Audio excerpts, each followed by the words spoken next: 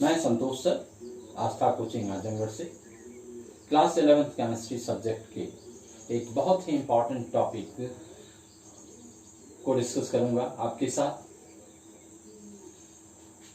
पिछली वीडियो और इस वीडियो में थोड़ा सा काफ़ी लंबा समय का गैप हो गया, जिसके पीछे कुछ पर्सनल कारण थे। अब आगे कोशिश रहेगी कि ये गैप ना हो। आज हम लोग जिस टॉपिक पे डिस्कस करेंगे वो आपके लिए बहुत इंपॉर्टेंट टॉपिक है। क्लास 9th में भी इसके दो एक रूल्स आपने पढ़े हुए हैं, लॉस पढ़े हुए हैं, उनको फिर से हम पढ़ेंगे यहाँ पे, और साथ ही साथ कुछ और नए लॉस पढ़ेंगे। आज का टॉपिक है लॉ ऑफ केमिकल कॉम्बिनेशन और लॉ ऑफ केमिकल रिएक्शंस।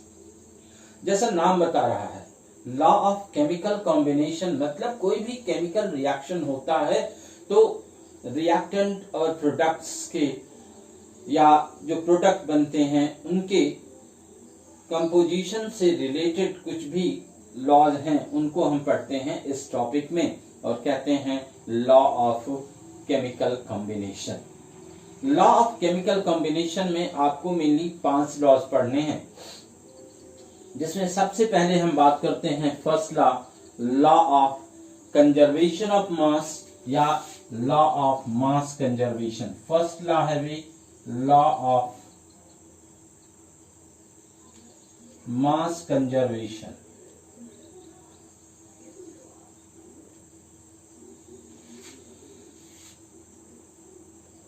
पहले लॉ की बात करते हैं, लॉ ऑफ मास कंजर्वेशन। जैसा नाम बता रहा है, मास कंजर्वेशन, कंजर्व होना, प्रिजर्व होना, संरक्षित करना, किसी चीज को नष्ट न होने देना, इसी को हम कहते हैं कंजर्वेशन।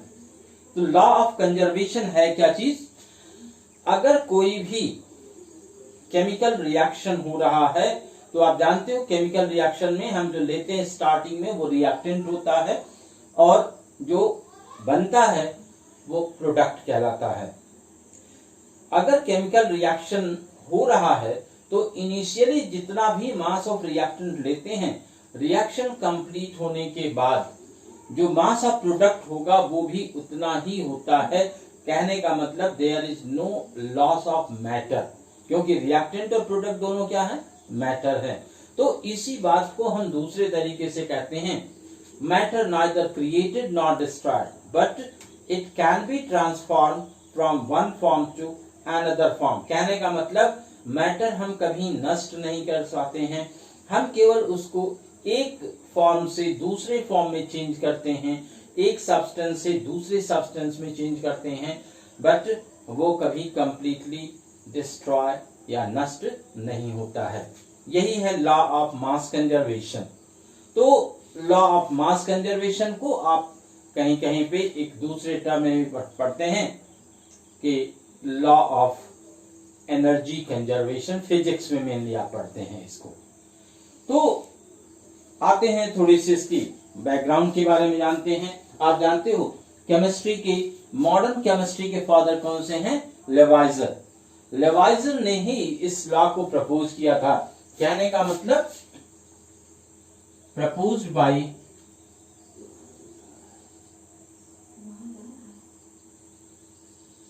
लेवाइजर। किस ईयर में? 1774 में लेवाइजर ने प्रपोज किया। और लॉ क्या कहता है? Matter neither created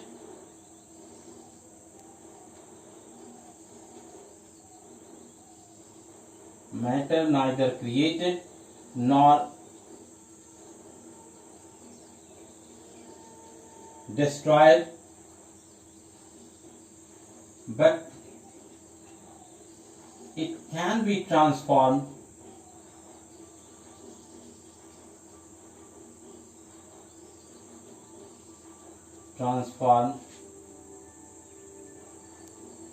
from one form to another।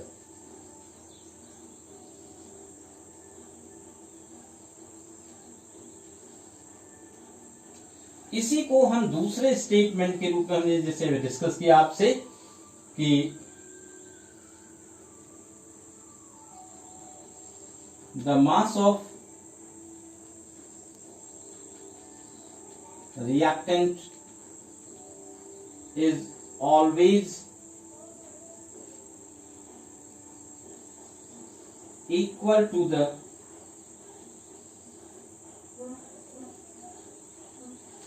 mass of product in a chemical reaction.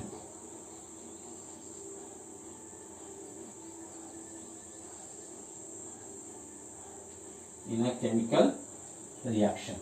तो लॉ फिर से एक बार हम आपको बता दें, ये लॉ कहता है कि हम मैटर को ना तो प्रोड्यूस कर सकते हैं और ना ही डिसमिस कर सकते हैं, डिस्ट्रॉय कर सकते हैं। हम केवल मैटर को एक फॉर्म से दूसरे फॉर्म में चेंज कर सकते हैं।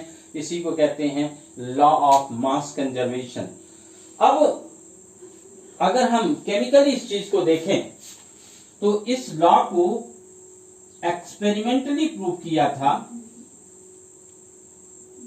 लैंडोल्ट ने,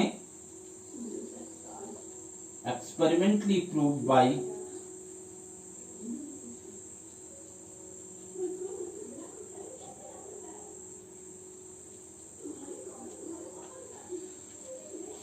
लैंडोल्ट ने एक्सपेरिमेंटली प्रूव किया था। उन्होंने किया क्या, देखो, उन्होंने एक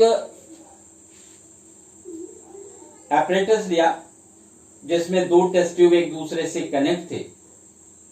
एक टेस्ट ट्यूब में उन्होंने सोडियम क्लोराइड ले लिया, सोडियम क्लोराइड का सॉल्यूशन, और दूसरे टेस्ट ट्यूब में सिल्वर नाइट्रेट ले लिया। दोनों ट्यूब को केमिकल्स लेने के बाद सील कर दिया और फिर दोनों को सेक किया। सेक करने से क्या होगा, रिएक्शन हुआ। सेक करने के पहले उन्होंने पूरे सिस्टम, कहने का मतलब एक्सपेरिमेंटल एपरेटस और केमिकल्स दोनों का वेट उन्होंने मेजर किया। एक्सपेरिमेंट कराने के बाद, कहने का मतलब केमिकल रिएक्शन कराने के बाद उन्होंने फिर से उसको वे किया और देखा कि जो इनिशियल वेट था और जो फाइनल वेट आया दोनों आपस में इक्वल थे। और इस तरीके से उन्होंने प्रूव किया कि किसी भी केमिकल रिएक्शन में रिएक्टेंट और प्रोडक्ट का मास हमेशा इक्वल होता है। कंडीशन ये होनी चाहिए कि उसमें से कोई भी केमिकल सब्सटेंस बाहर ना जाए। जैसे जो इन्होंने एक्सपेरिमेंटल इक्वेशन किया, NaCl सोडियम क्लोराइड का एक्वस सॉल्यूशन ले लिया और AgNO3 सिल्वर नाइट्रेट का एक्वस सॉल्यूशन ले लिया। जब रिएक्शन कराया तो AgCl का प्रेसिपिटेट मिल गया और सोडियम नाइट्रेट का एक्वस सॉल्यूशन मिल गया। तो इस तरीके से ये रिएक्शन कराया और रिएक्शन के पहले हम इसे क्या कहते हैं, भी जो शुरू में लेते हैं इसे रिएक्टेंट कहते हैं। तो वेट या मास ऑफ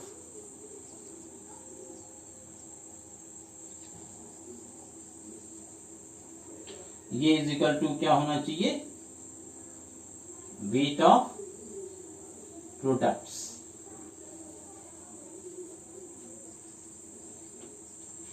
तो सिंपल एक लाइन में जो आप याद रख सकते हैं वो क्या है कि किसी भी केमिकल रिएक्शन में वेट ऑफ रिएक्टेंट्स और वेट ऑफ प्रोडक्ट्स हमेशा क्या होगा, आपस में इक्वल होगा। तो ये है law of mass conservation.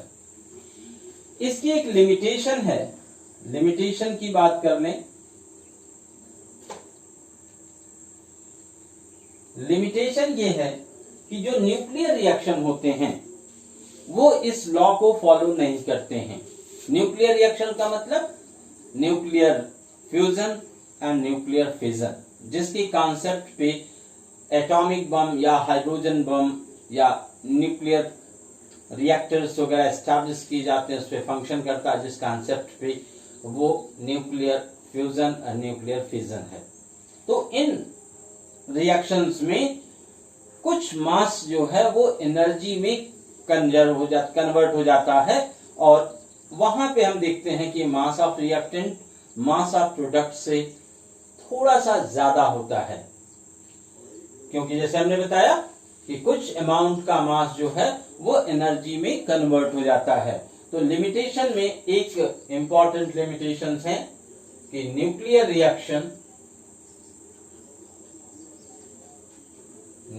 Reactions do not obey law of mass conservation. क्यों? क्योंकि हमने जैसे बताया आपको, क्योंकि कुछ मास जो है वो चेंज हो जाता है एनर्जी में, because some amount of mass, some amount of reactants कह सकते हैं, रिएक्टेंट्स चेंज्ड इनटू प्रोडक्ट।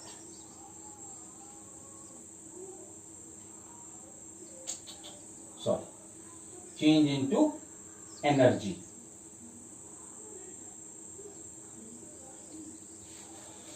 तो ये इस लॉ की लिमिटेशन है। थोड़ा सा इस लॉ में मॉडिफिकेशन कर दिया गया।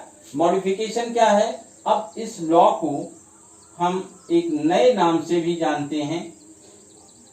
वो क्या?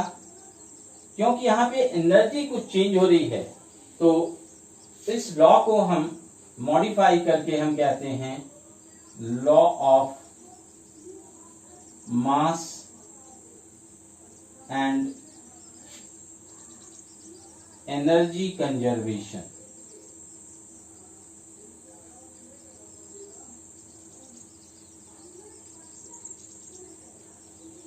इस लॉ को ज्यादा करेक्टली आज की डेट में हमें क्या कहना चाहिए? Law of mass and energy conservation. कहने का मतलब जो हम रिएक्टेंट लेते हैं उसकी टोटल एनर्जी और मास, रिएक्शन के बाद बनने वाले प्रोडक्ट और एनर्जी के इक्वल होता है। तो ये है first law of chemical reaction, जिसे या केमिकल कॉम्बिनेशन, जिसे हम क्या जानते हैं? Law of mass conservation. Right? तो पहला लॉ समझ में आ गया आपको? कोई डाउट हो तो जरूर कमेंट करेंगे। अब हम आते हैं सेकंड लॉ पे। सेकंड लॉ क्या है? लॉ ऑफ डेफिनिट प्रोपोर्शन और लॉ ऑफ कांस्टेंट प्रोपोर्शन। तो सेकंड लॉ की बात करते हैं।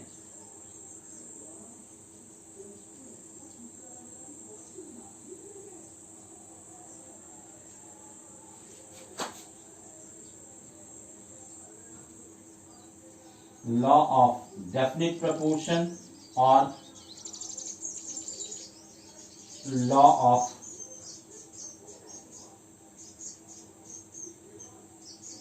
Constant proportion.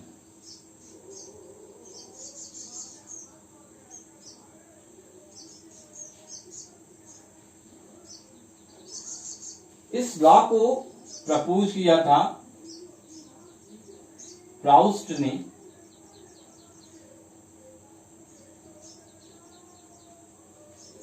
proposed this law in 1799। ये लॉ क्या कहता है? बहुत सिंपल सी बात है।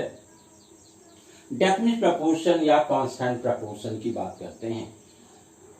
प्रोपोर्शन का मतलब आप समझेंगे रेशियो की बात की जा रही है। अब चूंकि ये मास से ही रिलेटेड है, कोई भी कंपाउंड चाहे हम किसी सोर्स से निकालें, अगर उनमें जो एलिमेंट हैं उनका मास रेशियो या प्रोपोर्शन हमेशा कांस्टेंट होता है, और यही है लॉ ऑफ डेफिनिट प्रोपोर्शन या लॉ ऑफ कांस्टेंट प्रोपोर्शन। ये लॉ कहता है कि the mass ratio of the elements present in a compound is always constant or definite, although it is obtained from different sources। तो clear हो गया? चाहे हम किसी कंपाउंड को कई सोर्स से लें, फिर भी अगर उनके हम एलिमेंट्स के मास रेशियो की बात करेंगे तो वो हमेशा कांस्टेंट होंगे, डेफिनेट होंगे। तो ये लॉ क्या कहता है, सिंपल सा, the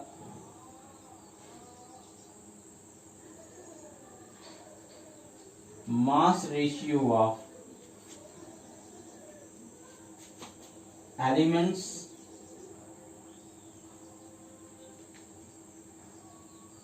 present in a compound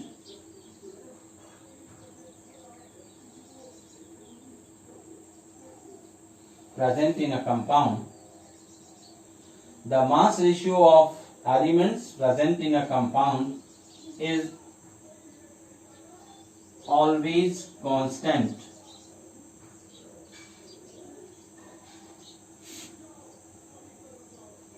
although it is obtained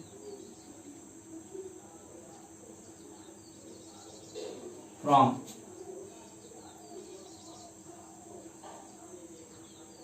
different sources।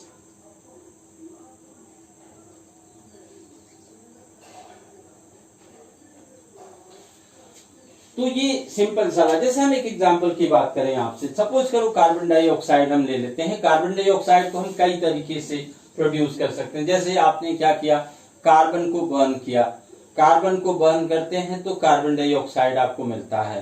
Carbon dioxide में हम उनकी कार्बन और ऑक्सीजन दो एलिमेंट्स प्रेजेंट हैं, उनके मास रेशियो की बात करें। दूसरा मेथड क्या है कि कार्बन डाइऑक्साइड को बनाने का दूसरा मेथड, कैल्शियम कार्बोनेट को हम हीट कर दें तो कैल्शियम ऑक्साइड और कार्बन डाइऑक्साइड मिलता है। तो ये दूसरा मेथड कार्बन डाइऑक्साइड बनाने का, ऑब्टेन करने का हो गया। उसमें हम कार्बन और ऑक्सीजन के मास रेशियो की बात करें।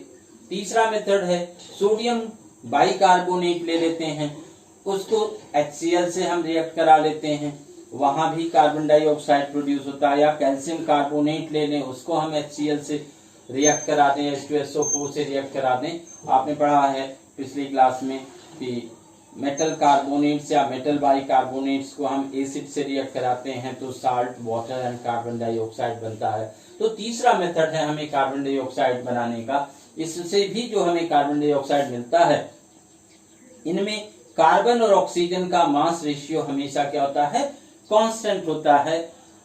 तो इस तरीके से हमने देखा कि कार्बन डाइऑक्साइड हमने तीन तरीके से मिल लिया, C+O2, CO2, CaCO3, इसको आपने हीट कर दिया, calcium oxide plus carbon dioxide, Na2CO3 plus 2HCl, क्या बना, 2NaCl plus H2O plus CO2। अब अगर हम इन सभी में बात करते हैं कि जो कार्बन डाइऑक्साइड है, उस कार्बन डाइऑक्साइड में कार्बन और ऑक्सीजन का मास रेशियो क्या है, तो वो हम जरा उनके एटॉमिक मास और मॉलिक्यूलर मास के रेशियो से फाइंड आउट कर सकते हैं।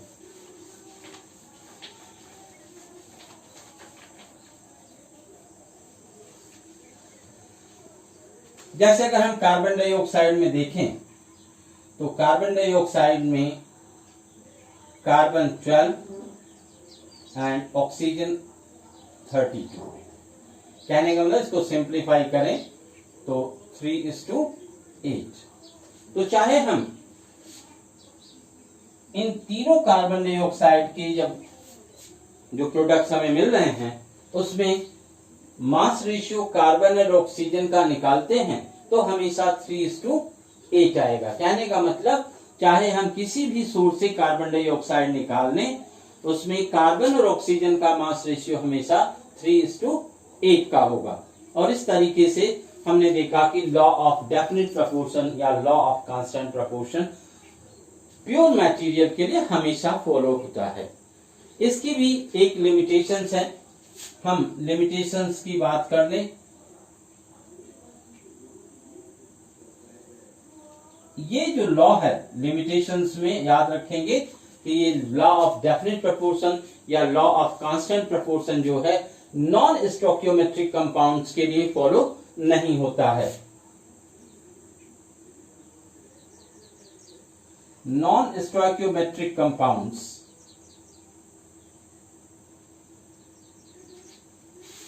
do not obey this law.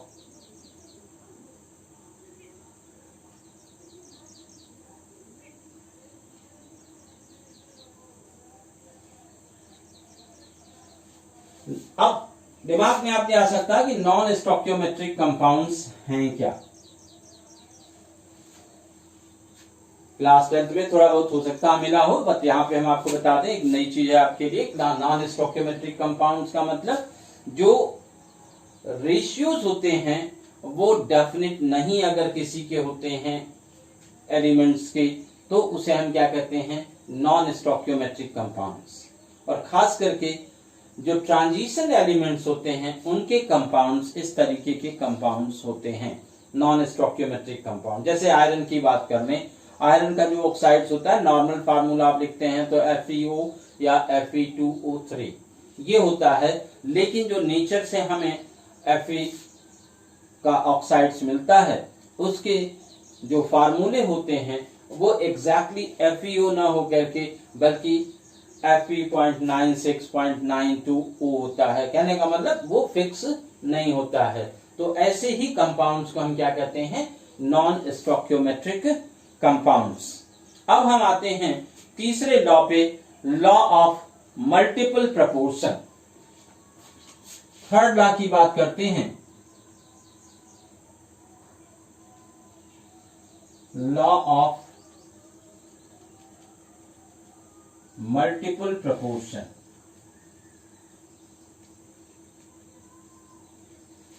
Law of multiple proportion को प्रपोज किया था, प्रपोज बाय जॉन डॉल्टन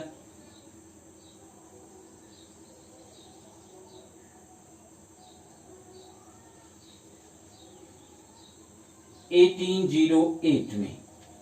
आप जानते हो डॉल्टन एटॉमिक थ्योरी पढ़ी होगी छोटी क्लासेस में, पीछे की क्लासेस में। तो इनका बहुत इंपॉर्टेंट वर्क है लॉ ऑफ मल्टीपल प्रपोर्शन।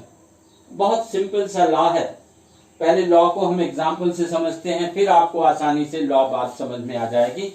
और पूरे अंत तक वीडियो जरूर देखिएगा, क्योंकि लास्ट में हम आपको ये जरूर बताएंगे कि कैसे हम लॉज को पहचानेंगे। बहुत शॉर्ट टाइम में क्वेश्चन पढ़ते पढ़ते आपको आइडिया मिल जाएगा कि ये जो गिवन डेटा है या गिवन इंफॉर्मेशन है ये किस लॉ को गवर्न करता है। कभी कभी आपसे ऐसे क्वेश्चन पूछे जाते हैं, एक क्वेश्चन दे दिया जाएगा जिसमें कुछ इंफॉर्मेशन दी जाएंगी और फिर कहा जाएगा कि find out the given data और गिवन इंफॉर्मेशन ओबे विच लॉ। तो इस तरीके के इंफॉर्मेशन के बेस पे हम कैसे क्विकली कंक्लूड कर सकते हैं कि कौन सा लॉ इस डेटा के द्वारा हमें दिया जा रहा है या बताया जा रहा है या पूछा जा रहा है। तो लास्ट तक जरूर देखें। हम आपसे बात करते हैं थर्ड लॉ का, लॉ ऑफ मल्टीपल प्रोपोर्शन। जैसे हमने बताया कि ये लॉ जॉन डाल्टन ने प्रपोज किया था। कहते क्या है इस लॉ में जॉन डाल्टन या उन्होंने क्या बताया उसको एग्जाम्पल से पहले हम समझते हैं। जैसे सपोज करो कार्बन और ऑक्सीजन की बात करें। कार्बन और ऑक्सीजन ये दोनों आपस में रिएक्ट करके दो कंपाउंड बनाते हैं, carbon monoxide and carbon dioxide. Carbon monoxide और कार्बन डाइऑक्साइड ऑक्सीजन से रिएक्ट करके एक बनाते हैं कार्बन मोनोऑक्साइड, और दूसरी जगह पे अगर ये ऑक्सीजन से रिएक्ट करते हैं तो कार्बन डाइऑक्साइड। अगर हम यहाँ पे बात करें कि मास रेशियो की, तो कार्बन 12 ग्राम और ऑक्सीजन 16 ग्राम, और इसमें हम बात करते हैं तो कार्बन 12 ग्राम और ऑक्सीजन 32 ग्राम। ये मास रेशियो इसका है। अब देखें अगर हम कार्बन का अमाउंट क्या है, फिक्स है, डेफिनिट है। तो कार्बन जो एक एलिमेंट है इसका दोनों में है, दोनों में कांस्टेंट अमाउंट है। तो जो दूसरा एलिमेंट है उसके मास रेशियो को देखें अगर हम, तो यहां पे ratio of oxygen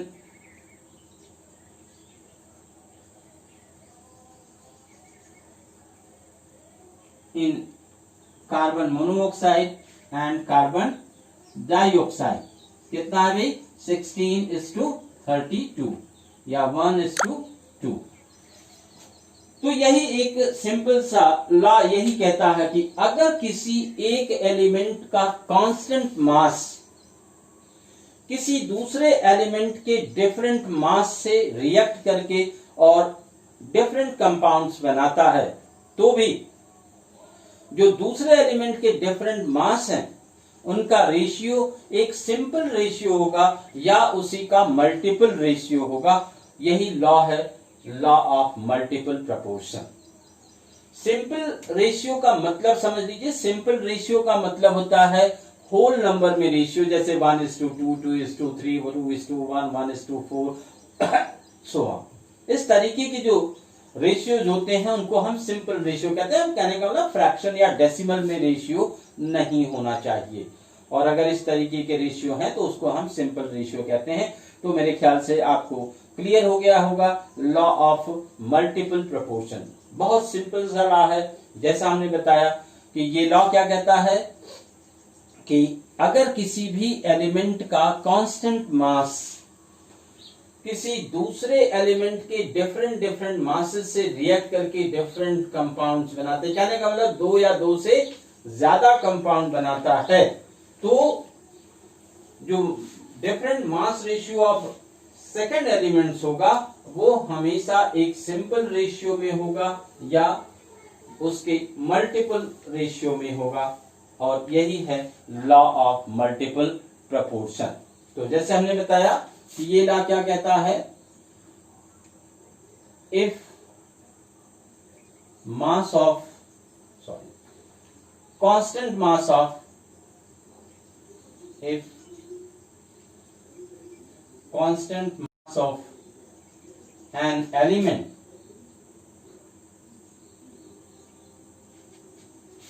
react with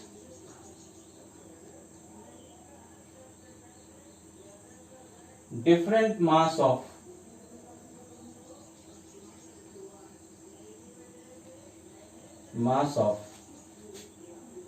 other element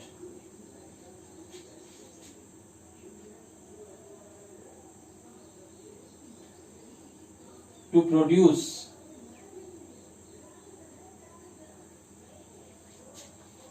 two or more than two compound,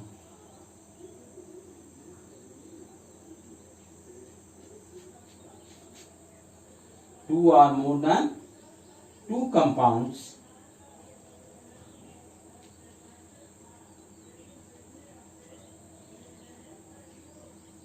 the mass ratio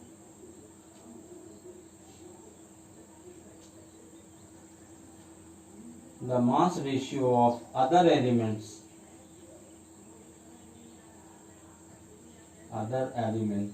is always simple or multiple ratio।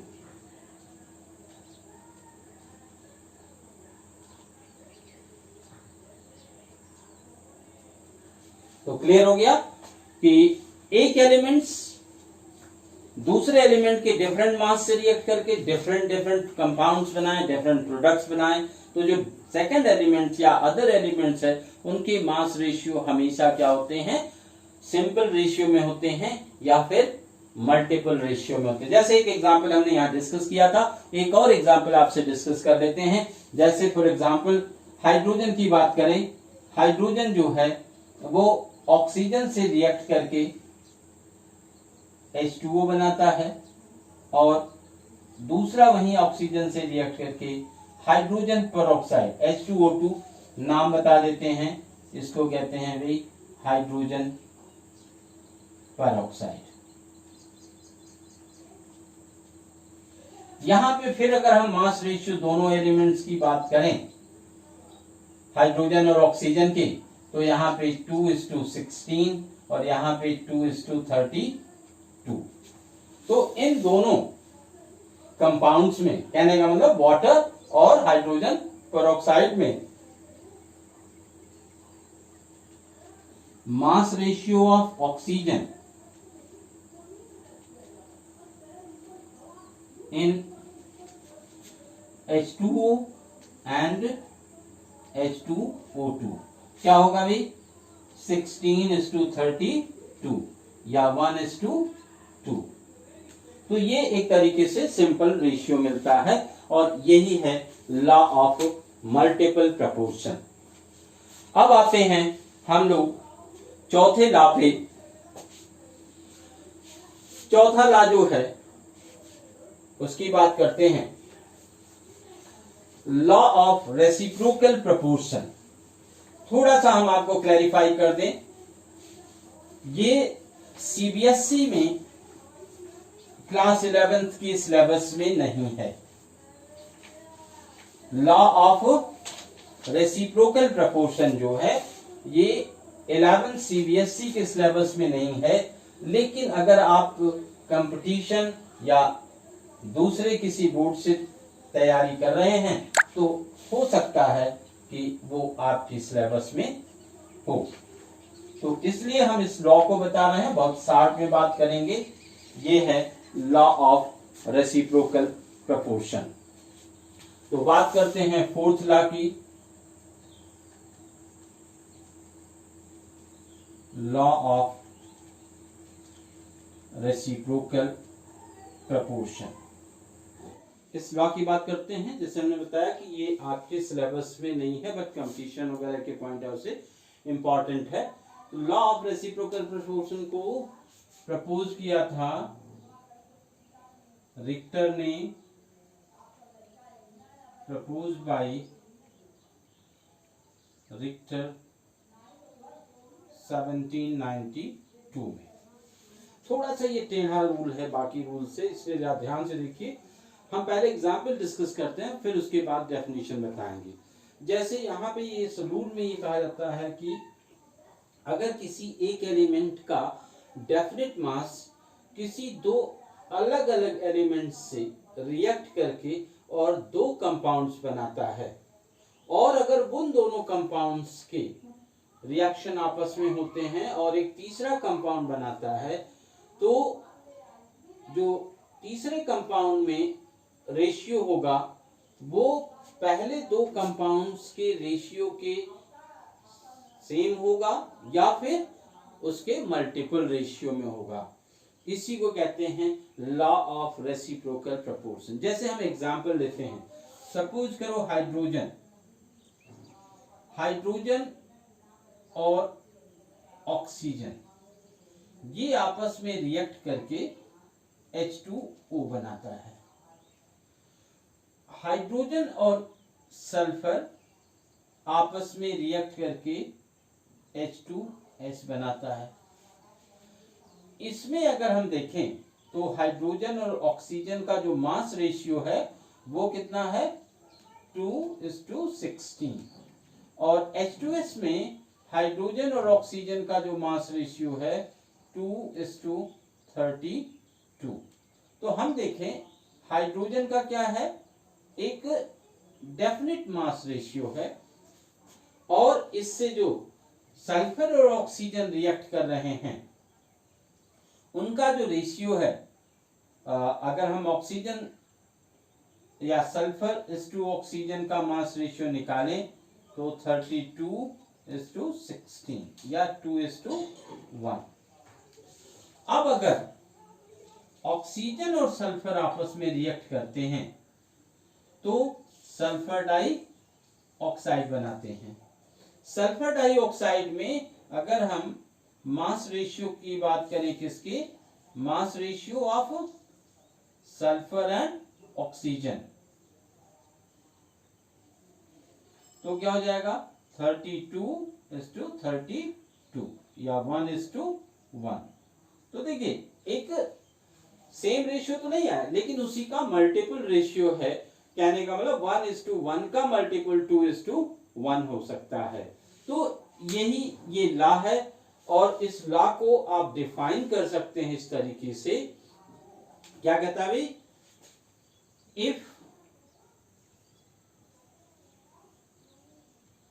Constant mass of an element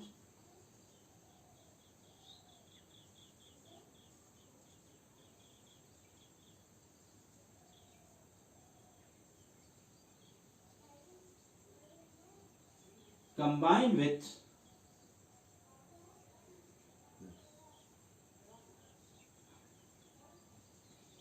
different mass of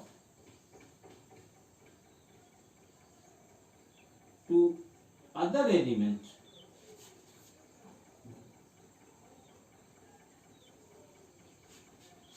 to produce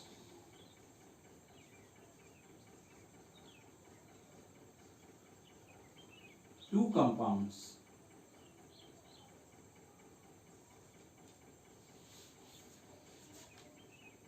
And if other elements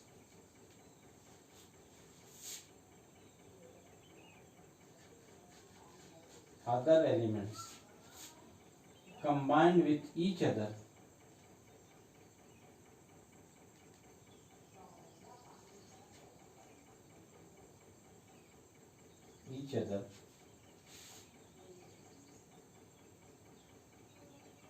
their mass ratios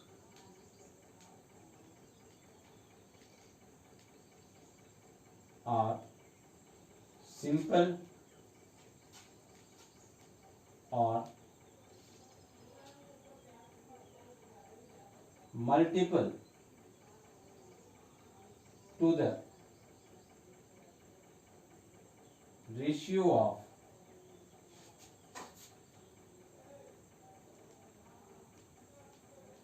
previously formed compounds. अब हम दूसरे example की बात करते हैं. Suppose करो carbon के लिए, कार्बन ऑक्सीजन से रिएक्ट करके कार्बन डाइऑक्साइड प्रोड्यूस करता है. कार्बन ही जो है वो सल्फर से रिएक्ट करके सल्फर डाइऑक्साइड प्रोड्यूस करता है. कार्बन डाई सल्फाइड प्रोड्यूस करता है. अगर इनमें हम mass ratio of carbon oxygen देखें तो 12:32 और यहां पे देखें तो 12:64. अब हम देखते हैं कि कार्बन का मास जो एक एलिमेंट्स है उसका मास क्या है, कांस्टेंट है. तो ऑक्सीजन और सल्फर का जो रेशियो यहां पे है, सल्फर इज टू ऑक्सीजन, क्या हो जाएगा 64:32 या 2:1. अब हम देखते हैं कि सल्फर और ऑक्सीजन अगर आपस में रिएक्ट करते हैं तो सल्फर डाई ऑक्साइड बनता है, जिसमें सल्फर और ऑक्सीजन का mass ratio, sulphur is to oxygen 32:32 और 1:1. तो इस तरीके से हम देखते हैं कि कार्बन का फिक्स्ड मास है जो ऑक्सीजन और सल्फर के डिफरेंट मास से कंबाइन करता है, और जहां पे इनके मास रेशियो क्या होते हैं 64:32 या 2:1. अब सल्फर और ऑक्सीजन आपस में रिएक्ट करते हैं तो सल्फर डाइऑक्साइड बनता है, और जहां पे सल्फर ऑक्सीजन का मास रेशियो है 32:32 या फिर 1:1, जो कि एक सिंपल रेशियो है. तो इस तरीके से हम कह सकते हैं कि ये जो डेटा है ये भी लॉ ऑफ रेसिप्रोकल प्रोपोर्शन को फॉलो करता है. अब आते हैं हम पांचवें लॉ पे, fifth law of gaseous volume.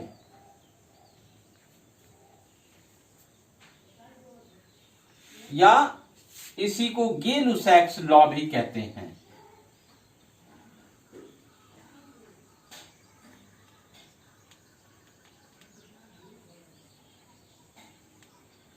Law of gaseous volume.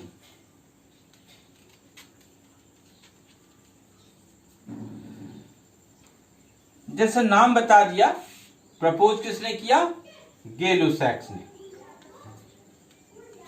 proposed by गे-लुसैक 1792 में. इस लॉ को समझना बहुत आसान है, नाम जैसे बता रहा है। यहाँ पे हम वॉल्यूम के टर्म में बात करेंगे। पिछले 4 लॉ जो आपने पढ़े थे वो मास रेशियो पे था। यहाँ पे इस लॉ को पहचानना भी आसान है, क्योंकि यहाँ पे हम किसके टर्म में बात करते हैं, वॉल्यूम के टर्म में बात करते हैं, और वो भी हमारा गैसियस वॉल्यूम। इसका मतलब रिएक्टेंट और प्रोडक्ट हमारा क्या स्टेट में होना चाहिए, गैसियस स्टेट में। अगर कहीं पे भी गैसियस सब्सटेंस रिएक्टेंट के रूप में यूज होते हैं और प्रोडक्ट भी गैसियस स्टेट में बनता है, तो एक डेफिनेट टेम्परेचर और प्रेशर पे जो उनकी वॉल्यूम का रेशियो होगा वो हमेशा डेफिनेट होगा। कहने का मतलब उसी रेशियो में रिएक्टेंट और प्रोडक्ट दोनों बनते हैं। तो इस लॉ को हम स्टेटमेंट इसका लिख सकते हैं, if gaseous reactants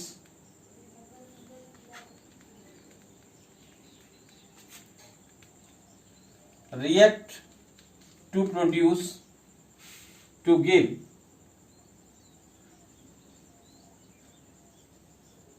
gaseous product,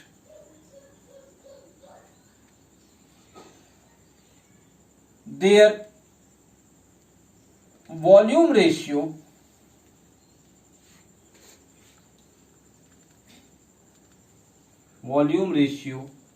are always constant at a particular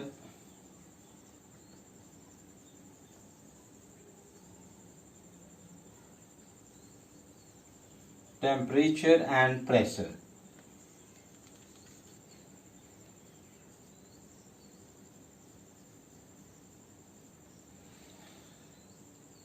जैसे एक एग्जाम्पल हम लेते हैं तो आपको बात समझ में आएगी।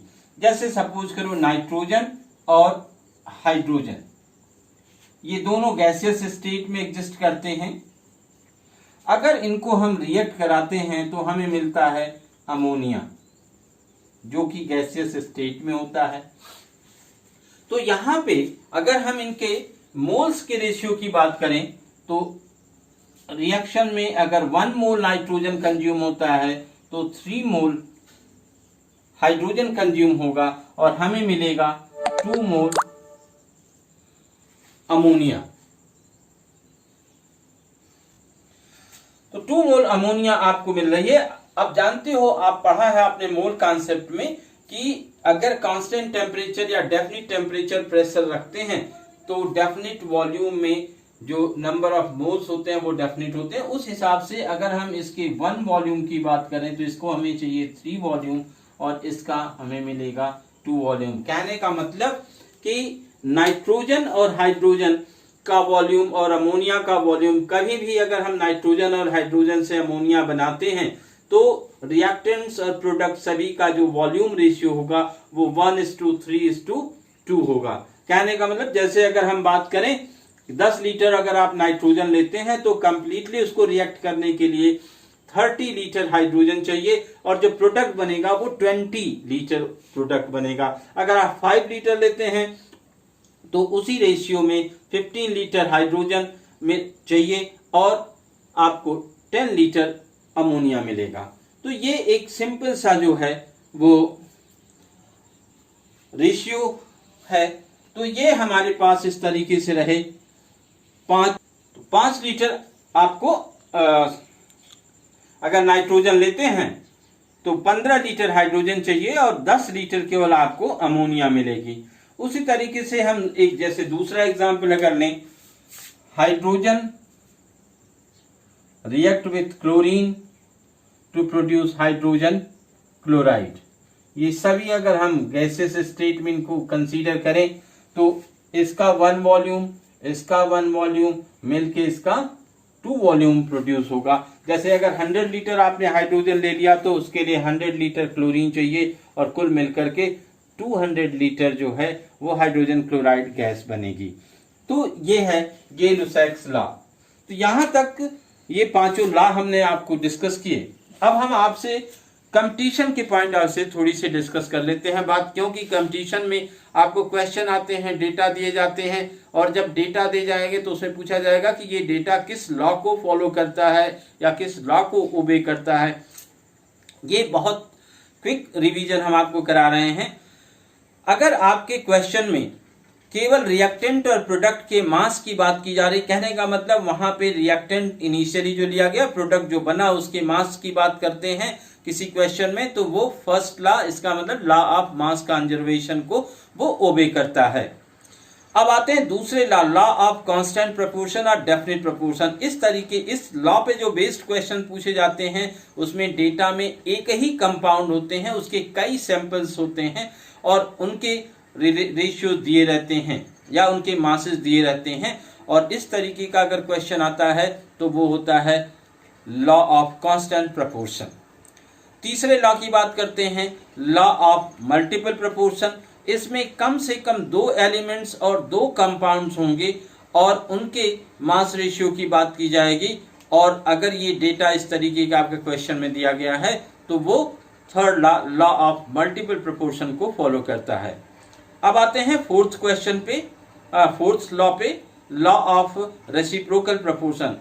इस लॉ पे बेस्ड जो क्वेश्चन होता है उसमें 3 एलिमेंट्स और 3 कंपाउंड्स होंगे, और अगर ऐसा है तो सिंपल सी आप तुरंत गेस कर लेंगे कि ये जो लॉ है वो लॉ ऑफ रेसिप्रोकल प्रोपोर्शन को फॉलो करेगा, या आपका question law of reciprocal proportion से रिलेटेड है। और अब बात करते हैं लास्ट में 5वें लॉ पे।